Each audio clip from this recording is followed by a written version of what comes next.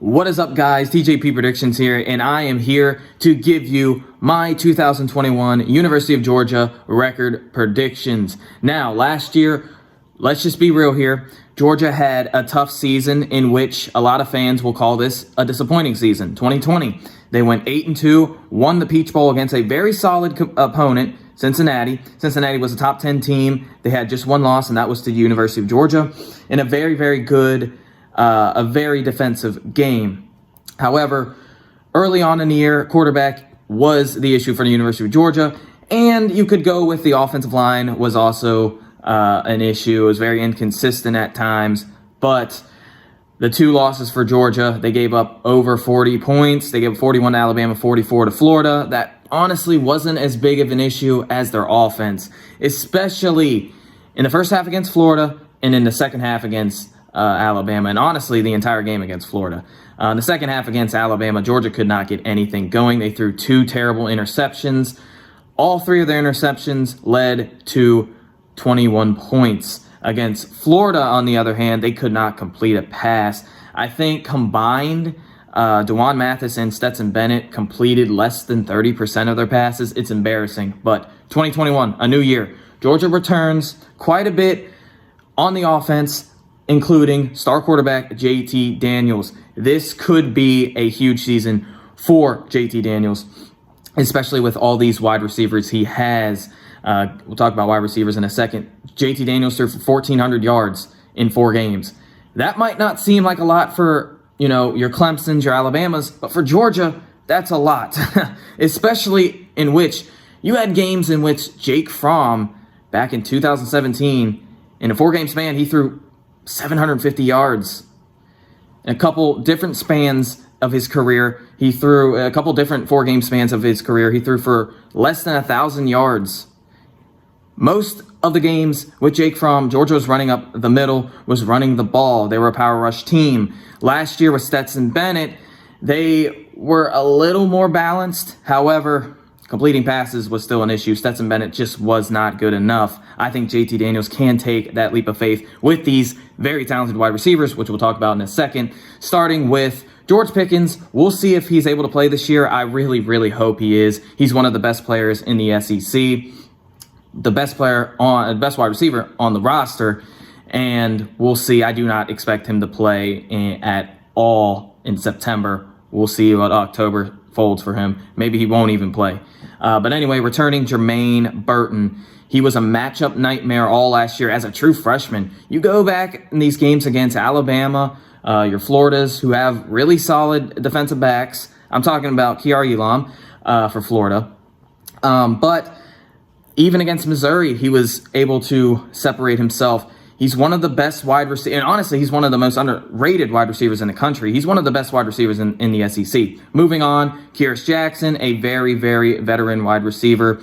He's coming on his second year in a row starting. I think in 2019, he started a couple games, got injured, but it is what it is. But last year, he had a really solid year, in my opinion. Had a couple drops, but I think those were against South Carolina. You bring back Marcus Rosami. I really am high on Marcus Rosami. I think he's a very underrated wide receiver as well. He got hurt. He played really, really well last year, in my opinion. Didn't really get him the ball a lot, but I expect him to get the ball more. And adding in key transfer tight end / wide receiver, Eric Gilbert, who last year in the passing game for LSU, I think he only had 7 catches, but totaled for over 160 yards, a couple touchdowns. He's a beast. Add in Arian Smith. Georgia, especially in the Kirby Smart era, they were able to have a really solid speed type wide receiver mixed. You go back to Isaiah McKenzie. They had him in return game. Mecole Hardman had him in return game. But I think Arian Smith can fill that speed type wide receiver role that Georgia needs. He is a track star. He's insanely world-class speed. Bring back Dominic Blaylock, has not played since 2019 SEC championship game. Justin Robinson, true freshman, Adome Mitchell. He had a really solid spring game. Offensive line, Matt Luke, I think, has been a disappointment, in my opinion. Last year, like I said, the offensive line was inconsistent. Huge loss. Trey Hill and been Cleveland. But returning Schaefer is actually highly rated. I see at some draft list he's in and so is Sawyer. Both of these are highly rated in the draft boards for their position. I think the offensive line will be a little bit better. Running backs, Georgia's got quite a bit of good running backs. Amir White, James Cook, Kenny McIntosh, Kendall Milton. I think he's the best on the roster. That's my opinion. And then tight ends, a couple really, really good tight ends. I think true freshman Brock Bowers is going to step up. But Darnell Washington, even John Fitzpatrick, he's a really solid blocker. But I really, really, really want to see some more from Darnell Washington. Now, looking at their defense, defensively, their defensive line should be top 3. In fact, I think this is the best defensive line. I know I'm a Georgia fan, so that is biased. But keeping it unbiased, got to be top 3. Let's be real here. 3 or 4 deep at every position on the defensive line. I'm sorry, did I say offensive line? I may have. But they have the best nose tackle in the country, Jordan Davis. I don't even think that's debatable. I know a lot of people think there's a guy from Purdue, even Clemson's Breezy's better, even though he's more of a defensive tackle. But I think Jordan Davis is the best in the country. Devontae Wyatt, he's a defensive tackle, a very, very, very key addition to this defensive line. Jalen Carter, he'll be on a 2 deep. You got to go Trayvon Walker. Trayvon Walker has not produced as well as what we'd like, but it is what it is. And then looking at some of these linebackers / edge, Adam Anderson, he's an edge rusher. MJ Sermon, and I think the true freshman, Xavier Sorey, sorry about that. He's a 3 deep guy, but I really, really expect Adam Anderson to have a really, really good season at the edge. Linebackers, like I said, Jacoby Dean, K. Walker, Channing Tindall, both those two at the linebacker position, middle linebacker, they'll have a really good year. Nolan Smith, hopefully. Beal, I mean, the list goes on and on. Defensive backs, I'm a little bit worried about, but a lot of talent, especially at corner. Jalen Kimber, I think he just recently got injured. Hopefully he's okay. He's a redshirt freshman, redshirt sophomore? No, redshirt freshman. He's actually getting some first team reps. I expect him to play a lot this year, a lot more than last year. And Keely Ringo, both of those players should be playing a lot more than last year. Both of them highly rated. But the starters as of right now are Amir Speed, I believe, at cornerback number 2, and then number 1, Deron Kendrick, transfer from Clemson. Kind of struggled in mid-games. Let's be real here. But a still big addition for UGA. Lewis Seen, Chris Smith, safeties, Tyree Smith as well as safety. He's from West Virginia? Yeah, West Virginia. Had a solid couple seasons at West Virginia. Huge grad transfer for UGA. Georgia has a really good punter too, Drake Camarda, and Jack Pod, as a lot of people like to call him, the kicker for Georgia. So that wraps up our season recap and who Georgia brings back. All right, let's jump into their schedule. Looking at their schedule, week 1, Clemson. This is obviously a neutral siting game in Charlotte, North Carolina. It's the game of the week, obviously. This is a top 4 or 5 matchup, depending on where Georgia is. I think Georgia will be around 4 or 5 in the rankings. Clemson should be 1 or 2. In my opinion, I have Clemson at number 1 and Georgia at number 4 or 5. But then moving on, you got UAB at South Carolina, home game against South Carolina, at Vanderbilt, Arkansas, at Auburn, then Kentucky. That's kind of a trickier stretch before, but bye, and then playing Florida and Jacksonville. Then they play Missouri, on the road against Tennessee, Charleston Southern, FCS team, and then at Georgia Tech. So let's jump straight into the Clemson game. I'm going to be kind of quick with this schedule, but starting it out, Clemson, a very, very good team. This is going to be a playoff caliber team. I'm not saying Clemson is going to go 13-0 this year, sweep through the ACC, because I actually think the ACC could be a little bit trickier than what most people think, especially North Carolina and Miami. I think Florida State could also be a little bit better, but keeping it with UGA, Clemson matches up really well for UGA. I think Clemson has a very, very good defensive back core, especially A.J. Booth, probably the best corner that Georgia will see for a majority of the year until they get to the Florida game. Kiara Elam, South Carolina's got some decent corners. So does Auburn. But I really, really like A.J. Booth. And they do get Justin Ross back, who is an NFL wide receiver. He's been NFL ready since his first year. Let's be real here. DJ Ukulele, I can never say his name correctly. I'm sorry about that. But he is obviously a very, very good quarterback. I know he only played 2 games. Well, he started 2 games. He is 1-1, lost on the road against Notre Dame in a crazy circumstance where they were without their 3 best players. And it was a miracle. Let's be real here. That was a miracle win for Notre Dame. They had no business winning that game. But he played really, really well in both those games. I think he threw for over 350 yards in both the Boston College game and the Notre Dame game, which is insane. There really wasn't many more throws Trevor Lawrence could have made than DJ. So let's be real here. They are without a veteran running back. No Travis Etienne. I'm not really too keen on any of their running backs, to be honest. I think both teams are going to limit rushing yards, what both teams do best defensively. I think the team with the more passing yards is going to win this game.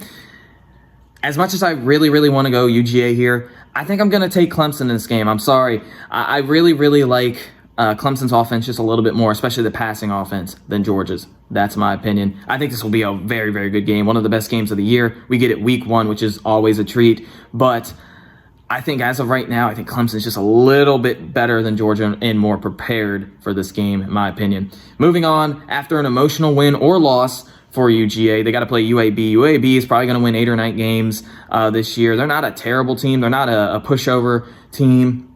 I think they gave Miami a little run for their money early on last year. In that game, they've given other teams run for their money early on in the season. But Georgia should win this game. I think Georgia will win this game by at least 24 points. I know that might be lowballing it, but I think after an emotional game, Georgia will come out a little bit sluggish. A lot of teams do, is what it is. South Carolina, I think Georgia wins this game by a couple touchdowns. A couple, 4 or 5. I do not think South Carolina will be ready for this game, especially with the first-year head coach. On the road against Vandy, Vandy is not good at all. They have a very, very bright future quarterback. That's maybe a good running back, maybe a solid wide receiver. They're just not that good. I think Georgia will blow them out. Arkansas, another team. Georgia really, really struggled with them last year. That was their opening game. Georgia was gifted, in my opinion. Their defense gifted the offense a lot of possessions, a lot more possessions, inside the 30, which gave Georgia 27 points, if we're being real. The defense scored 9 of them, but the defense really created a lot of turnovers and created more separation there. I don't really think Arkansas is going to be that good this year. I think Arkansas has potential to be a 6, maybe 7-win team. Maybe. But that's a stretch. Georgia wins this game. On the road against Auburn. Auburn is always that team. It seems like every year no one can really predict how good or bad Auburn will be. I'm just being real here. I don't think Auburn, I watched their spring game. I'm not really impressed with Auburn. I think they'll be a 6, 7-win team. 6-6, 7-5, something like that. Maybe even 5-7. If they're lucky, 8-4, but that schedule is kind of tricky. Bo Nix at home is a lot better than Bo Nix on the road. Georgia has to travel to Auburn. I think Georgia will win this game. I think by a couple scores. For Harsin, he's not a first-year head coach, but first year at Auburn, I don't really like him that much. I don't think he's a perfect fit for Auburn at all. If I'm an Auburn fan, I would have much rather had Gus Malzahn this year because of all the pieces they could have had back, and Auburn would have been a really solid team. But I think Georgia gets this one done by probably 21 points. Kentucky, here we go. Kentucky, their roster, probably the most talented Kentucky team that we've seen in a long time. Joey Gatewood, he's a very talented quarterback. He's a dual threat, but Kentucky's been mainly using all their quarterbacks in the run game. They got 3 really good running backs, a solid offensive line, a defense with a lot of transfers. In fact, almost every position Kentucky has a transfer player, which is insane. I think almost every position they have will have a transfer starter. But a huge transfer starter was the guy from Nebraska. Was it Rondale Robinson or something like that? He was Nebraska's best player on the team. Goes to Kentucky. That's a huge piece. He'll be a slot wide receiver. I expect them to use him in the run game because that's how Kentucky is. Every team has a letdown game or two during the year. Even Clemson, even your Alabamas, even Joe Burrow in LSU in 2019 had a very odd letdown game against Auburn, but they were able to win those games. I think Georgia will win this game, but I think this game will be a little bit closer than what people think. Then Georgia gets a bye before they play Florida. Hey, Florida's going to be a very good team this year. I think Florida's going to win 8 or 9, maybe even 10 games this year, depending on how good Emory Jones or Anthony Richardson is. Florida added in a huge defensive back, a couple of defensive back, one from Missouri and one from Texas A&M, Elijah Blades. He was Texas A&M starter for about 2 years, I believe. He was a number 2 corner, which is exactly what Florida needs on the outside of on the opposite side of Kiar Elam. But he is a very huge addition for Florida. Even the guy from Missouri. I think Florida's defensive backs are going to be better. I think Florida's defense should be close to top 25, if not a little bit better. They have a lot of talent. The defensive line is going to be really, really good. Offensively, Dan Mullen, he's a great offensive mind. However, I just have a sudden feeling that Georgia's going to blow out Florida. It's a revenge game. Kirby Smart, we've heard for the past couple months how much better Florida is than Georgia because they beat Georgia 44-28 last year in an embarrassment of a game. Kirby Smart got embarrassed. He looked terrible. The team looked terrible. I think Georgia's going to come out and just stomp on Florida. We've seen this in this series in the past. 2008 or 2007, Georgia beat Florida. 2008, Florida comes out and I think beats Georgia like 49-10 or something like that. That was with Tebow. We've seen it in years past. What other year? Georgia beat him in 2013. It was a very close game. 2014, that was a huge game for Georgia. Georgia comes out and lose 38-20, lost the East, lost the chance at a playoff. It goes on and on. But I think Georgia's going to blow out Florida this year. Then you get Missouri. Ooh, that's kind of a tough place to put the Missouri game. However, I think Missouri is getting a lot more credit than what they deserve. I understand Missouri was a surprising team last year. They went 5-5. They finished the year poorly. They got blown out their last 2 games. They lost to Georgia 49-14. Then they turned around and lost to a struggling Mississippi State team 51-32. Again, they finished the year pretty bad. They're not a super talented team.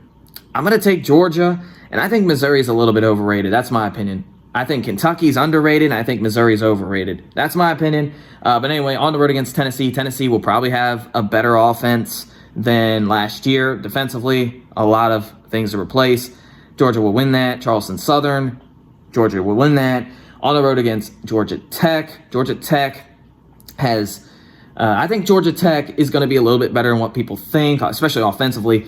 Defensively, we'll see. They got a lot of pieces there. They just need to combine them all. I like their quarterback, Sims. He just needs to lower the turnovers.